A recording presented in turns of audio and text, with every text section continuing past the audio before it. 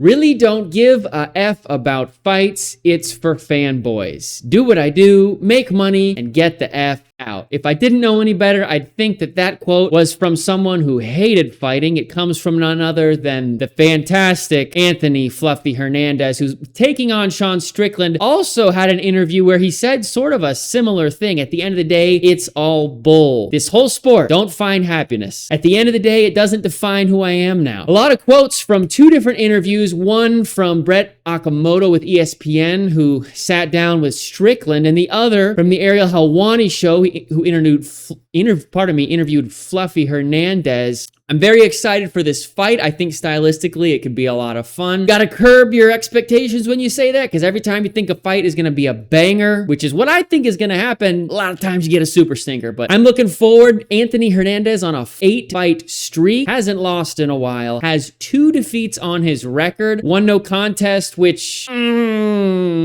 depends on who you are and what you think. I've never done drugs in my life. I never will. It was ruled a no contest because they found marijuana in his system. A little silly to me. He clearly destroyed the other guy. I mean, what was it? The Olympics one year, some guy some girl got in trouble from China because she took ibuprofen, took one. What? How is that performance enhancing? I mean, sure. Talk to anyone. Talk to an athlete about what ibuprofen in your system does. It'll help you. Maybe with pain, but not good for working out. Moving on. A lot of quotes from that interview, that Ariel Helwani interview with Anthony Hernandez, and I was really excited for this fight, and I started listening to Anthony talking, or Fluffy, who are, it seems like he doesn't like the sport. Now, later on in the interview, he did say, I gotta find the quote here. It's a lot of quotes about, here it is. I go out and have fun like I always do, and I could die tomorrow, and I'd be happy with what I've done. So those are quotes that make you think one thing, but those are 2 quotes. I have 8 here, all of them indicating he's not in it for the love of the sport. He's in it for the money. However, I think you can enjoy something even if you're in it for the money. But, a stark contrast from, say, a Corey Sandhagen or a Merab, they live it, they breathe it, they would do anything for it.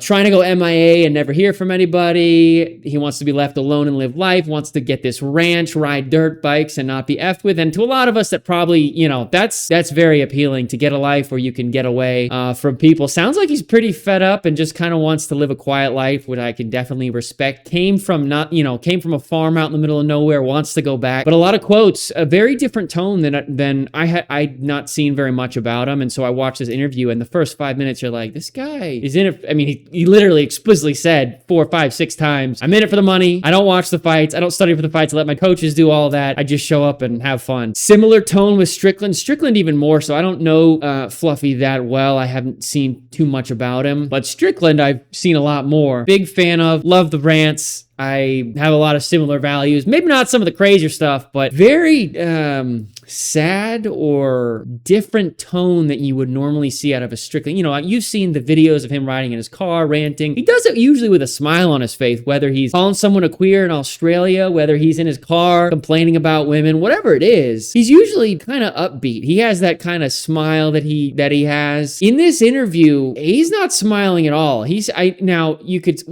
he's in the gym. It's a tough day training, but I've never seen him kind of down. It's an interesting thing, saying that the fights don't define him.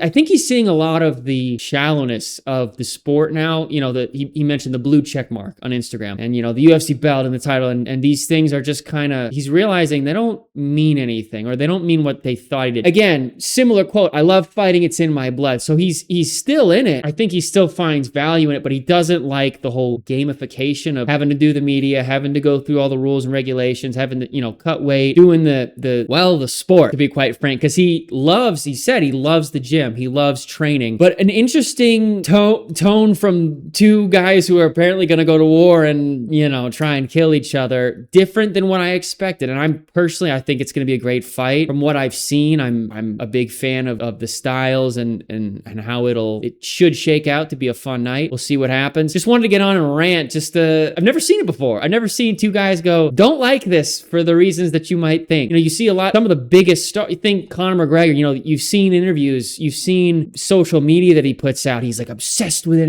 He's passionately talking about it. And now he went crazy. So maybe not the best example, but there's a lot of people that they live and breathe it for the sake of it, for the sake of going to war. Adricus Duplessis, I'm getting in there to die. I'm ready to do that. This is who I am. I'm a fighter versus I'm getting in there for cash. That's it. Now they're prize fighters. I get that. I'm not ignorant, but just very different mentalities from all these fighters. And I think that makes for a bit of color, a bit of contrast, and it interests me because I love these people's stories. I love what Strickland came from. I love what Fluffy came from. All these guys have incredible stories, but it's interesting to see what drives them. If you go to a Corey Sandhagen, I mentioned him earlier, this guy is breaking down technique. He's like a technique wizard. If you go to a Marab who started, in Georgia, training outdoors, wrestling in the mud practically, came to the States, still couldn't make it, was working construction during the day just so he could train at night to hopefully make it as an MMA fighter. Everybody's in it for a different reason. I myself, I'm drawn more towards the people who are passionate about the sport in a almost a respect kind of a way. A stark contrast that I can think of, right? And then I'll shut up. I'm pointing over here because I had a poster, but it's not there anymore. Michael Chandler. The dude gets on the interview and goes, yeah, I've got other things going on. The UFC is just part of my repertoire. I'm he just gave off this impression that he was halfway out the door. He doesn't really care about the UFC. He cares about hard work. That he's very clear on. But that's not the kind of guy that's going to sell a fight. Yeah, I'll show up and I'm going to go work hard and I'm put on a show. Are you? It's a lot easier to put on a show when you're passionate about it than going out there and faking it. Now, I will say, picking someone up on your back, and slamming them down 3 times, I'll give them that. Credit to where credit's due. But passion transcends, you pick it up, you feel it, you sense it, you can see it in how they fight and how they talk and how they interview.